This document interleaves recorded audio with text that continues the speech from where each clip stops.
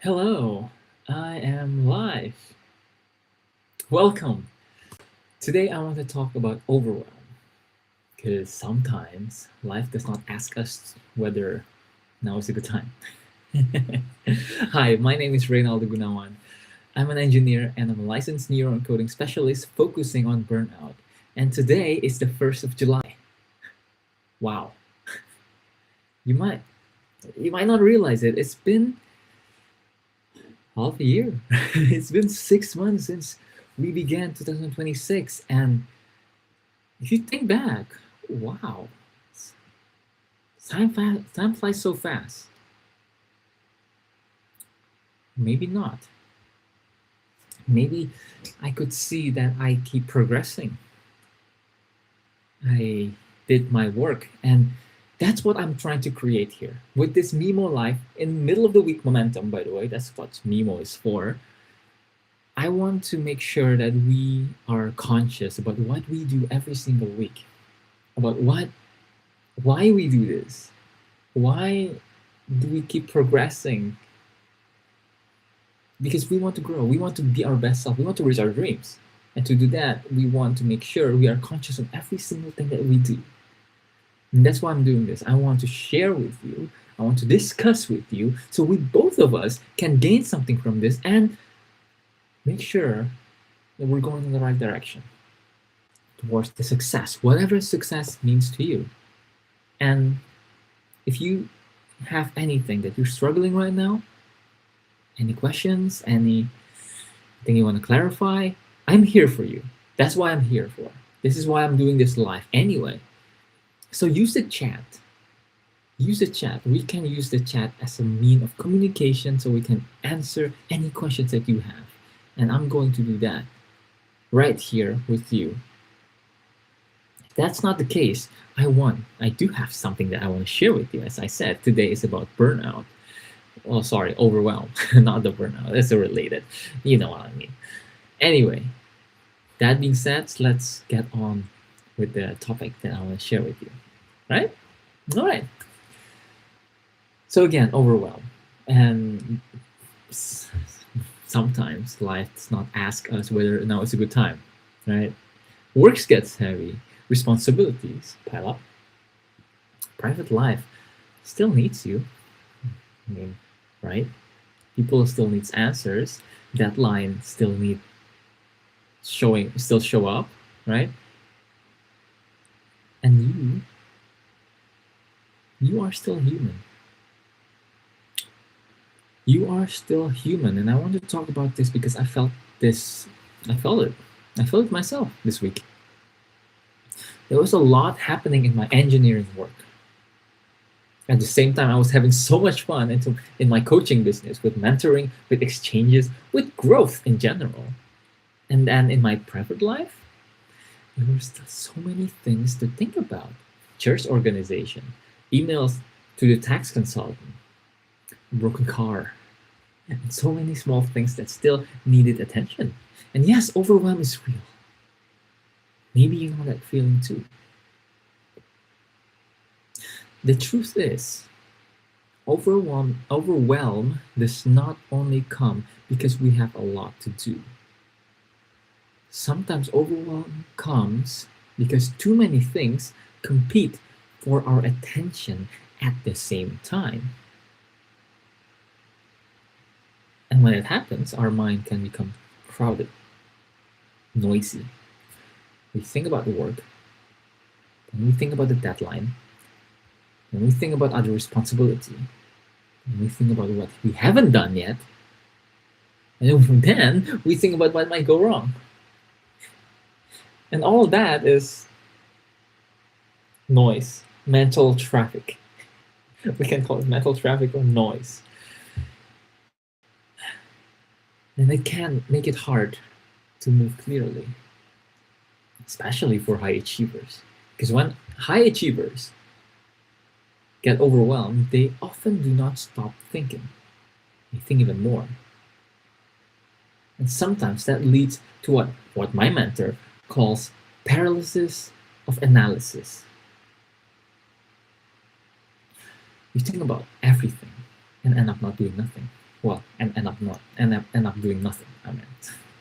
Again, you think about everything. A paralysis of analysis means you think about everything and end up doing nothing. Not because you don't care, not because you are lazy, definitely not, but because your mind is overloaded. And here's the uncomfortable truth. When we get overwhelmed, many of us do not only carry the pressure, we even make it heavier. We panic, we dramatize, we mentally grab 10 things at once.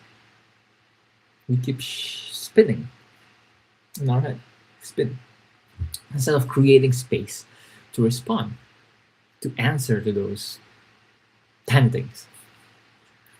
So, yes, overwhelm is real.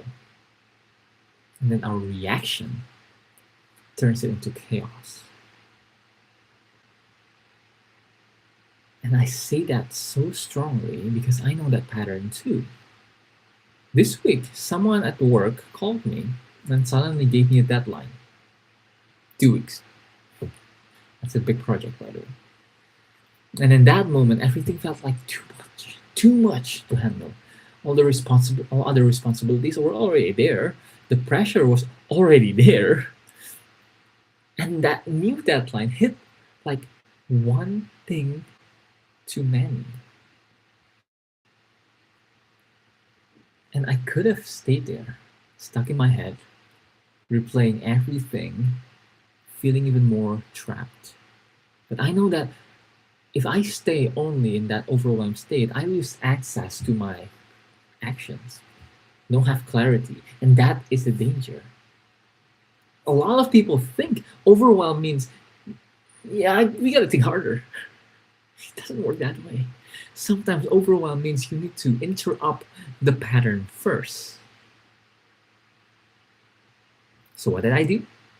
I got up, I put on sunscreen, it was sunny outside, and then I went outside, and then I walked offline for about 20 minutes.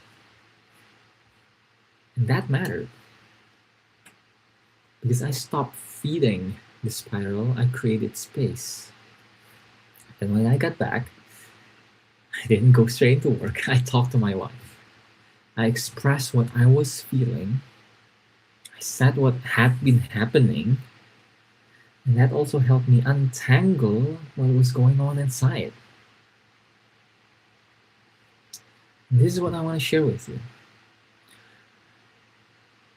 When overwhelm comes, observe how you react.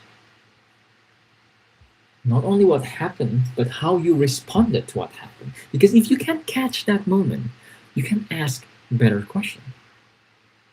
Okay, this is real. This is overwhelming. Now, what do I do next?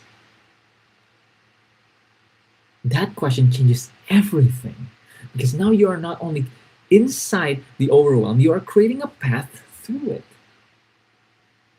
And once you take one small step, then another small step, the knot starts to loosen. Your mind starts to clear. The movement returns. So here's what I want you to do today. Take out your phone. You know what's going to happen. Take out your phone or a piece of paper and a pen. Write down this question. When I feel overwhelmed, how do I usually react? And underneath that, write this. What is one small step I can take instead of spiraling? Because overwhelm will come. That is a part of life. And when it comes, your power is not in controlling everything. Your power is in creating enough space to choose your next step clearly. One step, then another, and then another. And that's how you begin to move again. Thank you for listening until this far. I appreciate you so much. Hope that clarifies something in your own life right now. Because again, what I'm trying to do here is to exchange knowledge, exchange tactics, techniques in order for you to keep moving forward to your best self. I want you to reach your goal. I want you to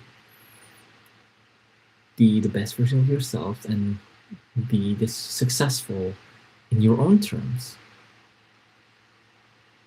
That's why I'm doing this. That's why I'm sharing this. And that's why I encourage you to use this space. I promise you, this is a very, very safe space for you to be able to share your struggles, to make sure that we know that there is a way outside of this.